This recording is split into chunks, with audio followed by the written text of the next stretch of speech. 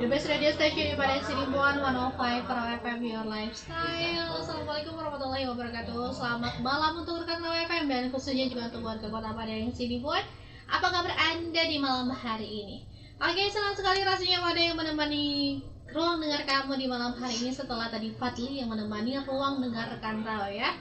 Dan seperti biasa, kita di malam hari selalu ada talk show bersama para dosen UIN Syahada ya rekan Raw di setiap hari Rabu atau mungkin malam Kamis.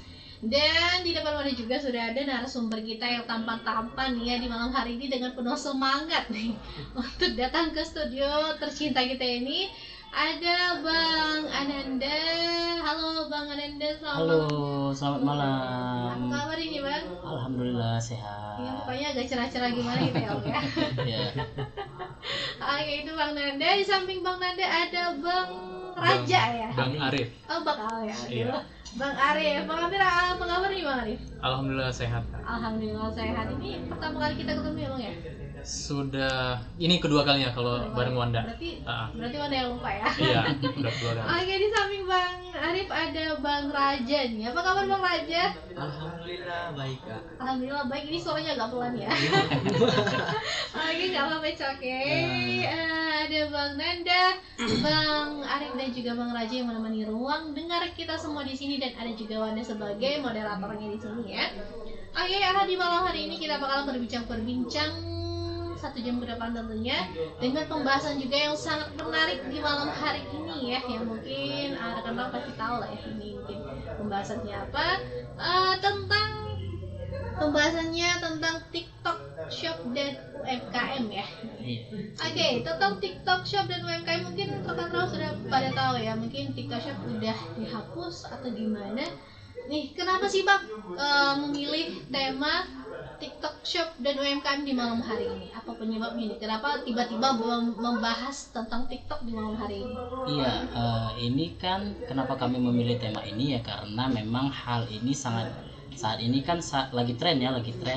Kemudian hal ini juga banyak mengganggu para pengguna TikTok yang berjualan di sana gitu. Jadi mereka tuh merasa seperti apa dizolimin karena tutupnya TikTok Shop ini gitu. Sementara fenomena baru-baru yang saya lihat ternyata dengan ditutupnya TikTok Shop itu kan katanya pasar Tanah Abang tuh ya. Pasar Tanah Abang tuh yang paling terganggu tuh di Jakarta. Katanya sepi. Setelah ditutupnya TikTok Shop fenomenanya ternyata nggak rame juga gitu. Iya, jadi kan saat ini berarti memang mungkin karena begitu ya, memang udah dari dulu seperti iya kita bingung kan di mana gitu salahnya. Iya, jadi kami mengangkat tema ini karena memang lagi tren seperti itu sih gitu ya tentang TikTok Shop ya. Oke, tentang TikTok Shop kalau boleh tahu nih pengetahuan dari abang-abang, apa sih keuntungan TikTok Shop dalam berjualan di sosial media Bang? Ya, silakan. Oke. Boleh dari Bang apa nih Bang? Arif.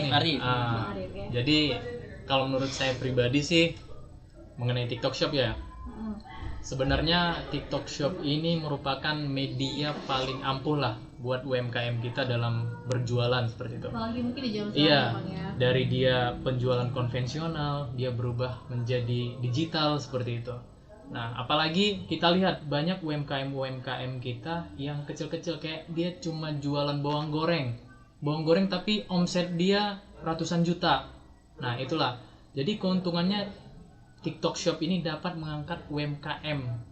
Jadi lebih besar lagi omsetnya seperti itu.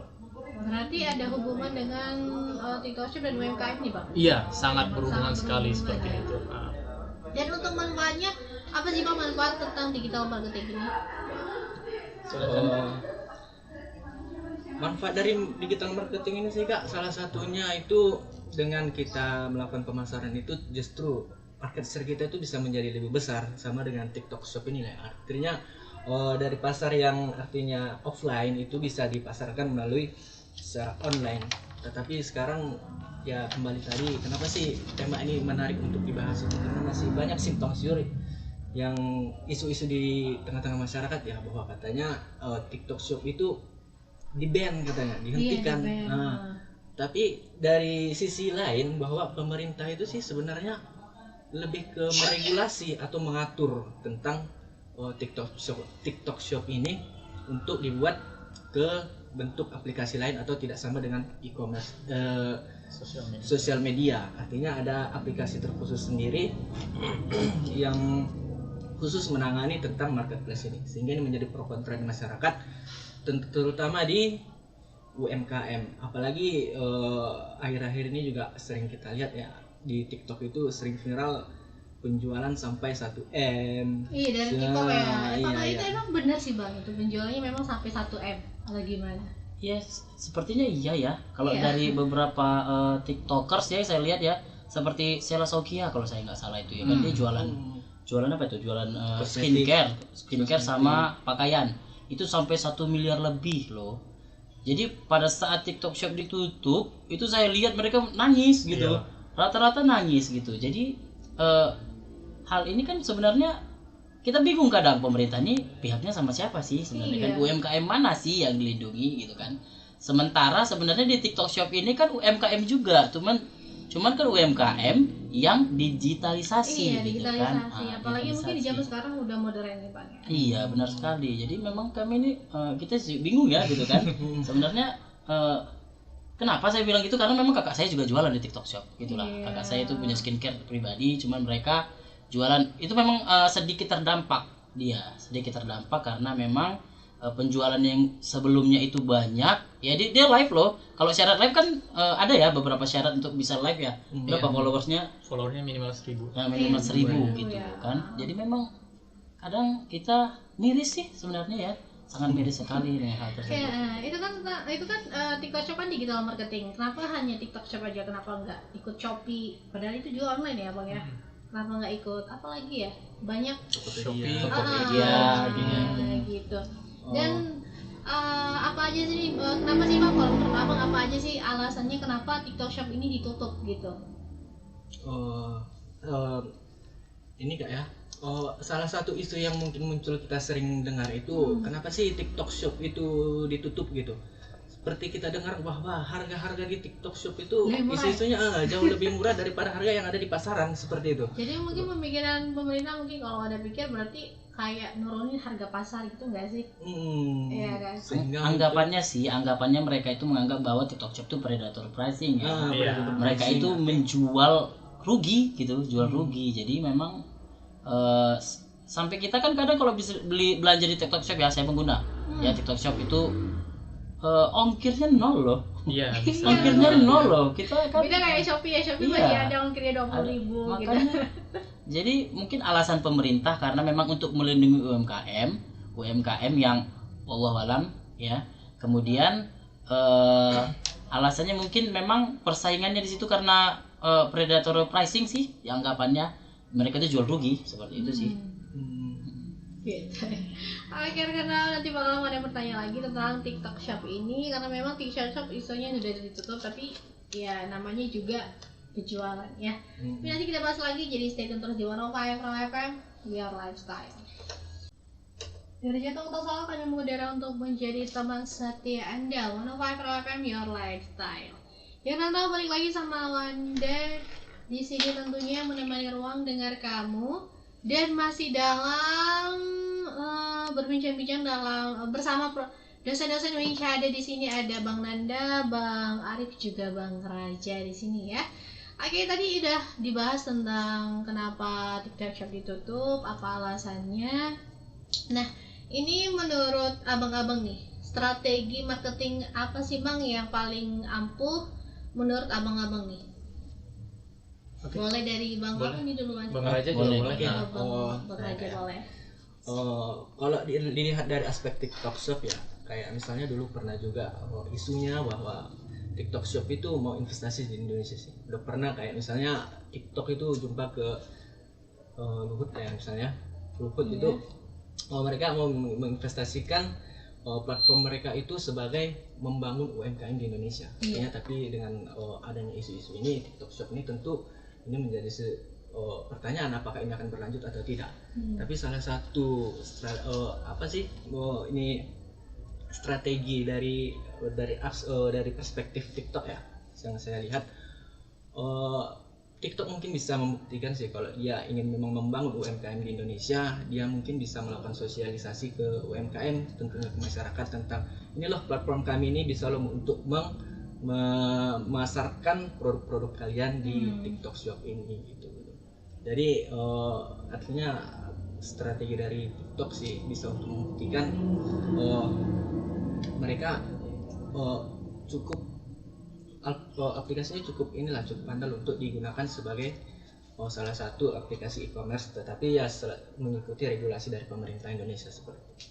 Oke, itu dari Bang Raja. Ini selanjutnya dari Bang mana? Bang Arif dulu. Bang Arif, oke. Boleh. Tadi kita membahas tentang strategi ya. Iya, strategi. Nah, kalau menurut saya sih kalau di TikTok Shop karena dia itu modelnya Reels. Nah, jadi yang harus kita terapkan di situ adalah pembuatan video marketingnya. Nah, jadi yang pertama itu bagaimana caranya UMKM atau pelaku usaha ini membuat video yang bagus, usahanya semenarik mungkin.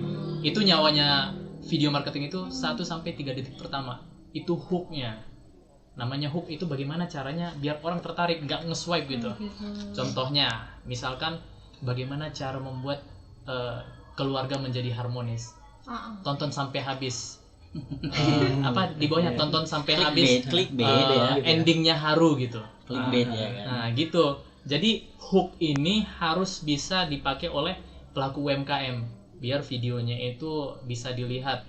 Nah selain hook yang ditampilkan, ada masalah yang dimunculkan di dalam video itu. Misalkan kalau ketika keluarganya tidak harmonis, jadi ada adegan berantem dan sebagainya di situ kan. Yang ketiga itu ada solusi. Solusi apa yang diberikan? Mungkin ditampillah suatu produk. Misalkan produknya itu minuman. Jadi ketika si ibu ini minum, ketika berantem sama suami istri gitu, ketika dia minum, itulah solusinya. Lepas dahaga, jadi stresnya hilang dan sebagainya. Itu salah satu trik marketing. Kalau kita pengen kalau kita pengen masuk ke digital marketing, termasuk TikTok Shop itu. Yang pertama itu adalah hook yang harus dibuat oleh pelaku UMKM. 1-3 detik pertama itu nyawa dari sebuah iklan marketing seperti itu. Itu yang paling ampuh kalau menurut saya. Berarti membuat video semenarik mungkin ya. Kalau menurut dari Bang Arif nih. Iya. Jadi mungkin buat rekan tahu yang jualan ya buat aja videonya semenarik mungkin supaya konsumen-konsumen tertarik sama jualannya. Iya, gitu. betul. Itu dari Bang Arif, dari Bang Nanda dulu dong. Kalau saya sih secara umum aja ya, strategi digital marketing itu yang pertama sih saya rasa ya, tentukan sih target pasar kita kemana gitu ya. Iya. Ya kan, target pasar kita kemana sih gitu kan. Jadi kita tahu produk kita itu sebenarnya dibutuhkan Untuk siapa? Untuk siapa gitu. Target pasar itu yang paling penting pertama, karena memang misal kita mau jual skincare untuk pengencangan, kita jual ke umur 20-an kan enggak target kita dong gitu kan. Mereka masih kencang. Jadi yang pertama itu harus tahu target pasar kita kemana. Barulah kita beralih ke strategi. Itu kan strategi semua tuh kan, caranya bikin video, bikin pakai influencer, itu kan strategi kita. Itu dia seperti itu. Jadi harus tahu target pasar kita kemana. Itu dulu pertama sih. Kalau dari Bang Arif, Bang Nanda nih, jadi Bang dia namanya. Dari Bang Nanda katanya target pasarnya siapa ya? Iya, memang benar sih. Wanda juga pernah jualan juga ya, jualan online gitu. Wanda jualan, ya memang Wanda juga pernah berpikir target pasar Wanda siapa gitu ya, karena target pasar Wanda anak-anak SMA ya, jadi barang-barangnya juga ya seharga anak kantong SMA. Iya, benar gitu. sekali. Oke, itu dia tentang strategi dari masing-masing abang-abang ini. Dan gimana sih Bang caranya supaya UMKM bisa memasuki dunia digital? Apalagi kan sekarang pembahasan dari kita ini masalahnya antara TikTok Shop dan UMKM. Iya, boleh dari Bang siapa nih dulu? Iya boleh, siapa aja. Bang siapa aja boleh. Bang Arif aja. Dari Bang Arif dulu. Oke, baik. Jadi kalau untuk UMKM sendiri, mungkin kalau dari pihak akademisi kayak kita gini, mungkin bisa memberikan pelatihan mengenai digital marketing kepada pelaku UMKM. Kalau salah satu contoh lah dulu, di Sidimpuan ini kan paling banyak produk salak. Terus apa lagi? Paling kalau di Kampung Dare itu ada keripik sambal loh. Alhamdulillah salah satu teman saya itu udah booming Kalau dicari itu keripik sambal Sidimpuan dia lah paling jago satu ya, untuk nomor ininya, satu. nomor satu. Berarti Nah, brandnya dulu gitu ya. Branding dulu, dia harus gitulah. Jadi keripik sambal Sidimpuan itu nomor satu dia lah di sini kalau dicari di mesin pencarian. Jadi yang paling pertama itu pelatihan lah pastinya ya, pelatihan untuk pelaku UMKM. Yang kedua itu mungkin bisa diberikan ya itu juga pelatihan dan edukasi lah kepada masyarakat pelaku UMKM itu. Bagaimana caranya membuat kemasan, bagaimana caranya membuat apalagi merek. Iya, Ya, mereknya mungkin supaya dari branding gitu ya. dari Canva dan sebagainya, mungkin itulah yang bisa diberikan edukasinya seperti itu. Kalau dari Bang Raja? Oh gini Kak ya. Salah satu sih apalagi ini ya, online shop itu atau e-commerce itu termasuk salah satu bagian dari internet yang artinya bahwa semua masyarakat sih sudah sering menggunakan internet itu Iya. sebagai bagian dari kehidupan sehari-harinya seperti itu. Udah Artinya, kebutuhan ya Bang ya.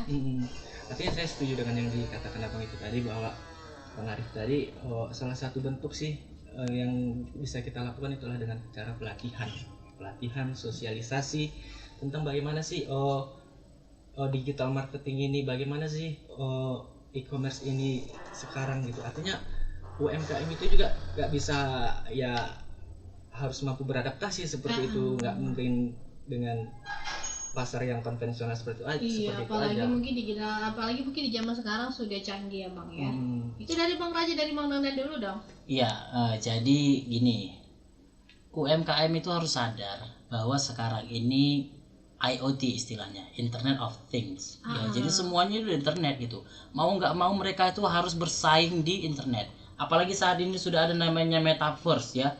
Kita itu bisa jualan loh. Jualan bener-bener kita masuk ke dunia metaverse gitu. Jadi jualan kan seperti itu dia. Jadi mau nggak mau sih mereka harus tertarik gitu. Jangan tidak tertarik, harus tertarik. Harus diniatkan dulu. Harus ya. diniatkan. Karena memang peluang terbesar saat ini ya memang di digital marketing, sosial media gitu kan. Jadi mereka harus paham sih kalau kita nggak melek teknologi ya. Kita mau penjualan itu hanya melalui maut gitu kan, dari mulut ke mulut itu nggak bisa. Nggak bisa ya. Harus. zaman sekarang. Jadi memang kalau sudah ada niat tuh UMKM-nya pasti mereka harus kita sih sebenarnya seperti kami akademisi harus memberikan literasi. Kita literasi mereka bahwa begini loh, digital marketing itu kesempatannya luar biasa ya. Kemudian mungkin pemerintah pun harus ada turut andil ya, memberikan literasi digital istilahnya itu, bahwa memang saat ini UMKM itu harus melek teknologi, mau nggak mau harus, gitulah seperti itu ya. Jadi kalau misalkan seperti inilah case-nya, seperti TikTok Shop, mereka kan merasa sangat terugi sekali gitu kan. Karena ada TikTok Shop. Padahal kalau mereka melihat peluang, mereka bisa ikut di situ. Padahal sebenarnya peluangnya TikTok Shop ini sangat besar ya. Sangat Bang, besar. Memang sangat disayangkan sih sebenarnya. Cuman ada beberapa isu, ada beberapa saya dengar berita katanya nanti TikTok bakal buat seperti marketplace tersendiri, tidak digabung dengan sosial medianya gitu. Jadi memang mau nggak mau UMKM harus wajib ikut ya. Nah, kalau mau maju, kalau nggak mau maju ya monggo tidur di rumah. Gitu. Ternyata peluangnya banyak ya. Iya. Peluang UMKM ini kita harus kasih pelatihan dulu untuk UMKM-nya, dan mau nggak mau ya UMKM ini juga harus beralih ke bidang digital marketingnya gitu ya. Apalagi zaman sekarang sudah canggih. Oke, sekarang kan TikTok Shop ini sudah ditutup ya Bang ya. Nah jadi kalau menurut abang-abang nih, digital marketing apa lagi ini yang bisa untuk menghasilkan, yang mungkin menghasilkan keuangan untuk para jualan online selain TikTok Shop? Oke, kalau selain TikTok Shop banyak ya marketplace kita. Apalagi kita sekarang ada TikTok Shop, apa gimana dong ini gitu. Mungkin para banyak nih pendengar yang apa gitu. Nah, jadi sebenarnya kalau kita lihat perilaku konsumen sekarang itu kan sangat jauh sekali perubahannya dari yang tadi sering belanja ke pasar, jadi cuma di rumah aja dengan model handphone. Nah, jadi sekarang pasar terbesar itu adalah pasar media online, pasar digital sebenarnya. Karena satu individu itu bisa punya 2 device. Nah, jadi mereka itu bisa akses beberapa marketplace secara sekaligus. Nah, jadi selain TikTok Shop ya, kalau kita pindah ke Shopee bisa-bisa aja. Cuma ketertarikan orang ke TikTok Shop ini lebih tinggi karena kalau di Shopee orang sudah pasti beli, gitu istilahnya. Dia buka Shopee udah pasti beli. Tapi kalau di TikTok dia sekalian ada hiburan, wah tiba-tiba ada konten menarik dan ada keranjang kuning, kan menarik seperti itu. Nah, kalau dia pindah ke Shopee ya bisa-bisa aja, cuma lebih menarik di TikTok. Malah sekarang karena ditutupnya TikTok itu, TikTok Shop masih banyak juga yang live di situ dan menyuruh pindah ke toko orange dan toko hijau tanpa menyebutkan Shopee dan ini, takut kena ban seperti itu ya gitu. Nah, toko orange, toko biru dan toko hijau gitu. Toko biru ya. Oke. Di zaman sekarang memang mungkin karena sudah adanya digital marketing mungkin banyak manfaatnya ya Bang ya, kita lebih mudah untuk berbelanja. Nah, kalau menurut para abang-abang, apakah ada sisi negatifnya digital marketing di zaman sekarang? Boleh aja. Karena kan memang mungkin kelebihannya banyak ya, kayak Banyak. kita jadi nggak lebih pakai handphone, tapi menurut abang apakah ada sisi negatifnya gitu kan? Ya sama sih sama yang dijelaskan tadi, artinya seperti TikTok Shop ini ya, salah satu bentuk dari sisi negatifnya itu barang-barang dari Tiongkok sih kalau dibilang itu bebas masuk ke Indonesia. gitu. Itu hampir rata-rata barang yang dijual di TikTok Shop itu adalah barang impor.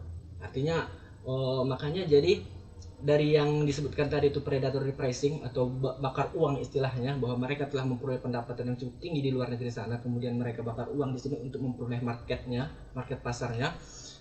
Artinya inilah salah satu Negatif ya. salah satu bentuk negatif dari digital marketing itu. Artinya makanya perlu dari pemerintah itu untuk meregulasi ataupun mengatur tentang bagaimana digital marketing ini, seperti itu.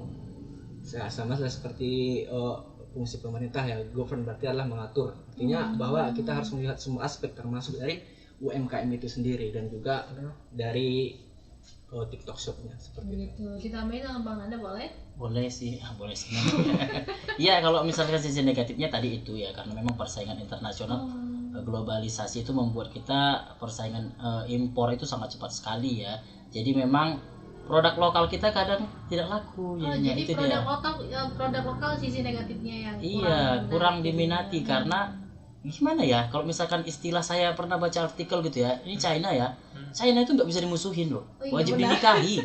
Kalau Indonesia istilahnya seperti itu, karena mereka itu bahan baku itu bisa murah luar biasa, kita nggak tahu ya, bahan baku mereka itu bisa murah, pabrikan mereka tuh luar biasa banyak ya. Jadi memang sisi negatifnya karena kita kalah saing, kemudian kan memang produk mereka lebih bagus dari kita. Kadang sih, saya nggak bilang semua ya, tapi produk mereka memang lebih bagus. Di situ sisi negatifnya ya, sisi negatifnya UMKM kita jadinya produk kita kurang diminati karena memang harganya mungkin ya setinggi langit. Iya, setinggi langit. Itu kan di situ kan terkait lagi bahan baku loh. Bahan baku kita itu Cina itu luar biasa loh.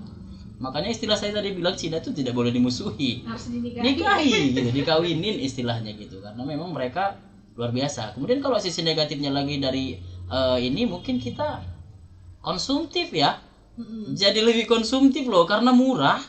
Karena murah kita kan ini beli dong, padahal kadang nggak perlu. Kayak saya tuh sering gitu, ini nggak perlu saya rasa gitu, kayak jauh-jauh ya depan orang juga ya. Iya konsumtif loh, ini tuh apa ya kadang gitu kan, kayak ada ceret air apa untuk bikin kopi tapi dia transparan, saya tengok cantik gitu, menarik kan, saya beli. Sampai sini nggak perlu gitu. Jadi lebih konsumtif kita, itu sih sisi negatifnya gitu untuk konsumen ya. Iya. Ternyata ada juga sisi negatifnya digital marketing ini aja ya, bukan hanya positifnya aja.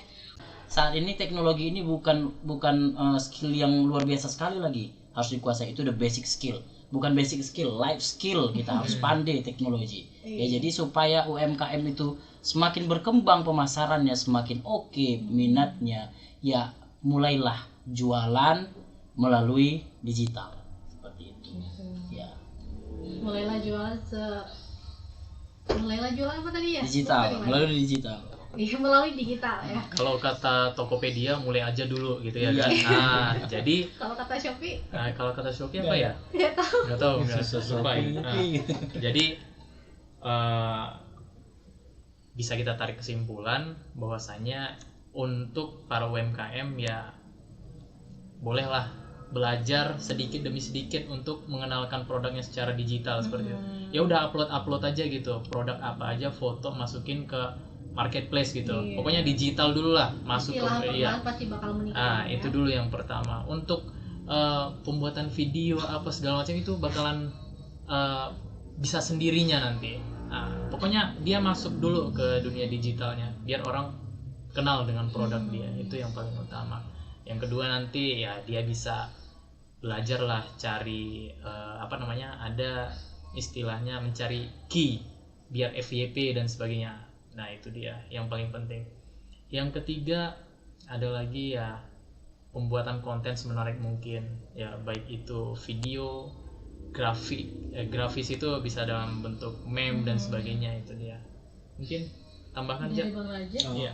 Oke.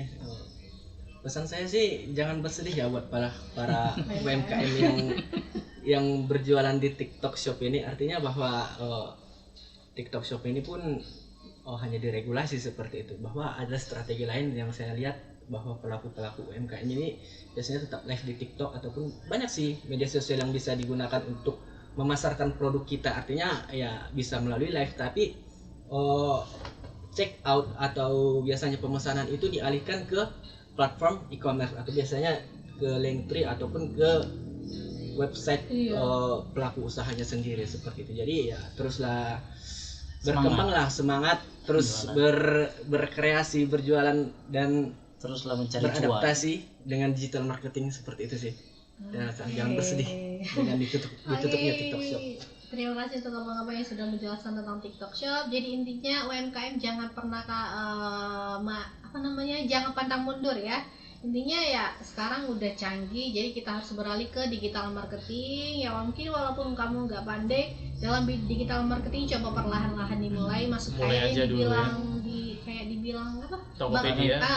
Ke Tokopedia kata Bang Arif ya. Mulai aja dulu. Nanti perlahan pasti bakalan bisa dan pasti banyak ilmunya.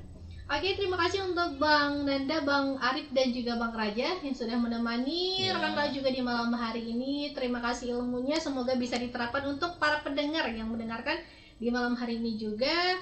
Ini ada mau salam-salam dulu nih Bang. Bang Medan. Udah salam buat masyarakat Padang Sidimpuan aja. Oke deh, mungkin itu aja. Terima kasih juga, dan Wanda juga mohon maaf bila mungkin ada kata yang salah atau mungkin pengulangan kata dari Wanda karena Wanda juga manusia biasa ya. Oke, itu aja dan akhir kata dari Wanda. Wassalamualaikum warahmatullahi wabarakatuh. Thank you, bye-bye.